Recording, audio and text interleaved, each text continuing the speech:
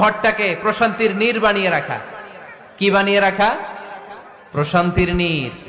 স্ত্রী হওয়া উচিত এমন যাকে দেখলে স্বামীর চোখ জুড়ায়, স্বামীর প্রাণ জুড়িয়ে যায়, স্বামীর হৃদয়টা ঠান্ডা হয়ে যায়, ঠিক কিনা?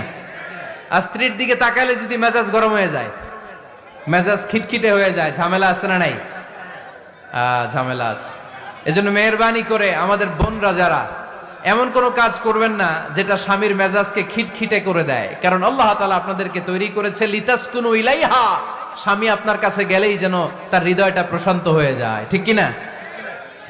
অনেক স্ত্রী আছে না জেনে না বুঝে স্বামীর সাথে এমন খিটখিটে মেজাজ দেখায় যেটা স্বামীর জন্য মেনে নেওয়া কষ্টকর।